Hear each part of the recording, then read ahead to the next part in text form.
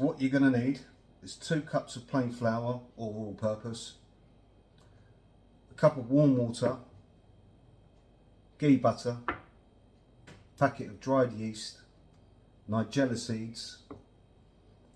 I'm making a garlic one today, garlic and coriander. So in here I've got a tablespoon of ghee butter, chopped coriander, and about a clove of minced garlic. And here I have half a teaspoon of salt and half a teaspoon of brown sugar, but you can use white sugar if you want. And here I have good old Mother Hubbard's rolling pin. Okay guys, first off, into your flour, add all your yeast, a teaspoon of the ghee butter,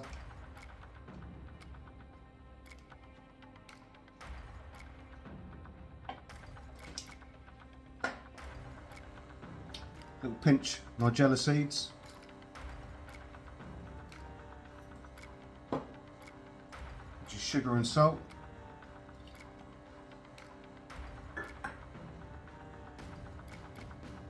and then a splash of the water, not all of it. And we're going to start mixing with a spoon, because what that does, it saves you getting all your fingers messy. So we're going to look for a consistency now that is not too wet, not too sticky, something that still has a little bit of a touch to it. So we'll just work it all in together. A touch more water there. I know it can be a little bit daunting or frustrating trying to make breads from home, especially at the first time. It took me a few times to get it right. But it's just all about sort of instinct, you know, having the feel for it, knowing what you're looking for at the end. You don't add all your water straight away, because then you've got to add more flour, and then all the measurements sort of go a little bit tits up, you know what I mean? Just a little bit more water there.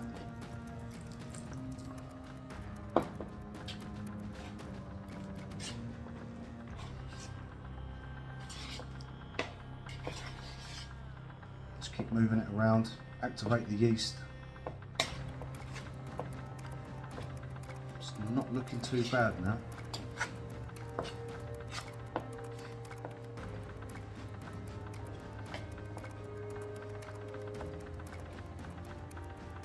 So it's sort of come together already just with the spoon. Right. So what we'll do now, go in with our hands. Keep your flour by the side, just in case you need a bit more, any water. So bring it all together now in your hands.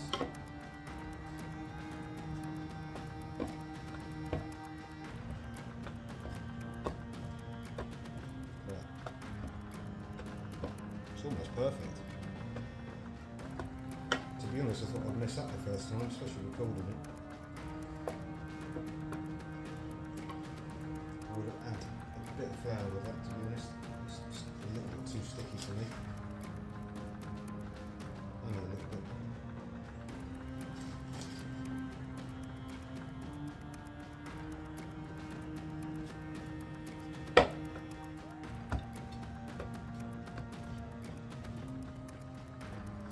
Just get it all together.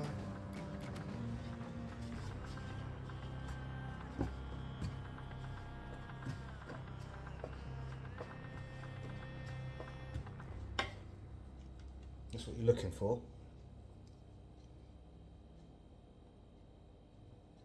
Doesn't stick to the hands too much. And now we're going to start kneading it. And you want to knead it now for about 5 to 10 minutes. Right, so to knead, you want to push your hand into it, fold it over, turn, push into it, fold, turn, push into it, fold, turn. It's starting to stick a little bit, so I'm going to add a bit more flour.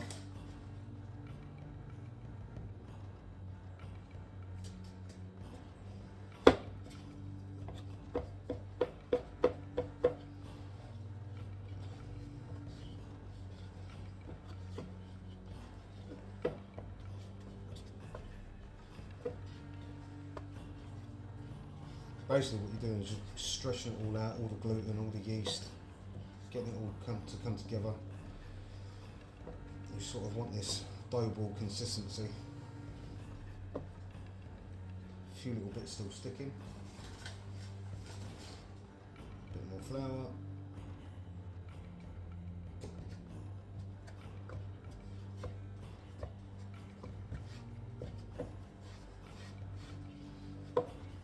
Yeah, just want to keep doing this for about 5-10 minutes until we get the right result.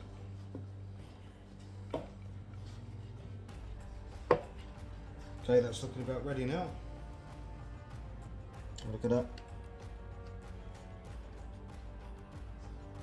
So what we'll do, make that a nice little ball.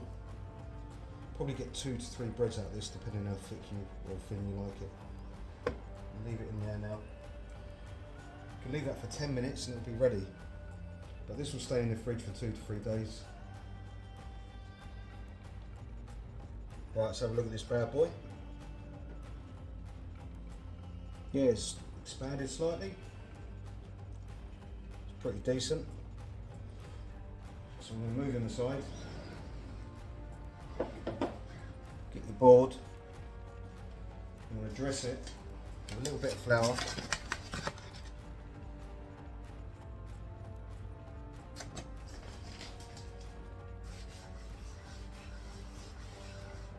And what you want to do is grab about a handful of your dough. I'll say about the size of a tennis ball. That's how I like mine.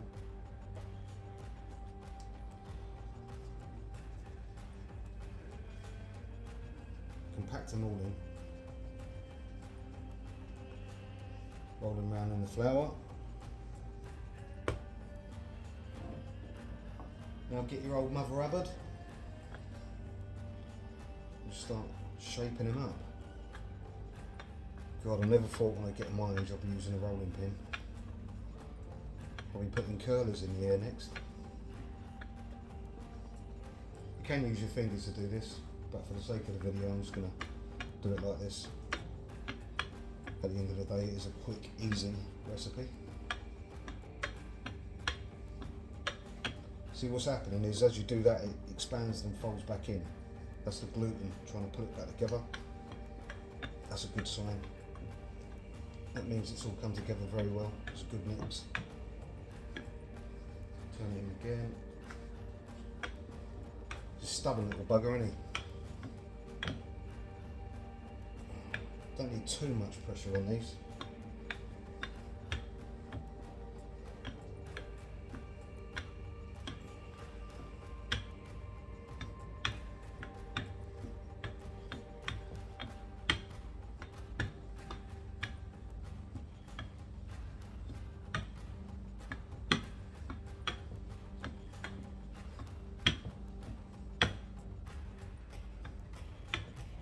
Okay, next step, right, to your conventional pan. You want to get this proper hot, nice and high heat. Turn it really high. If you've got a gas oven, I'll say between 8 and 10. I'm going to keep mine on an 8. Let that heat up, dry for about 30 to 40 seconds. Right, that's ready now. So what we'll do is lay the bread in.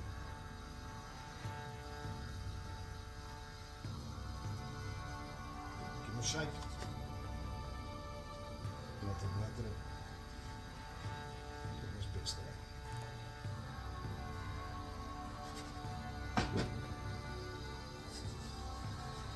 This process should take about 30 to 40 seconds. We'll watch the yeast work now, the bubbles should start coming through soon. Once the bubbles are coming in now, so what we do, just have a little check, nothing's burning. I'm going to glaze this now.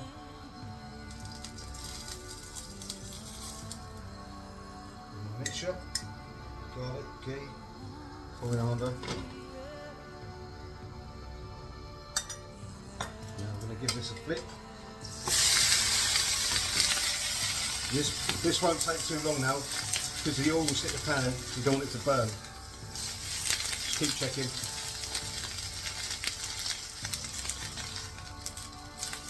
Keep checking.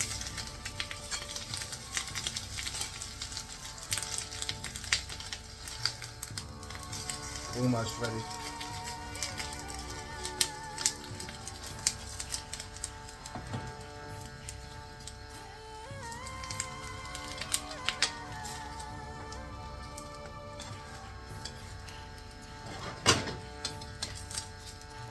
you go.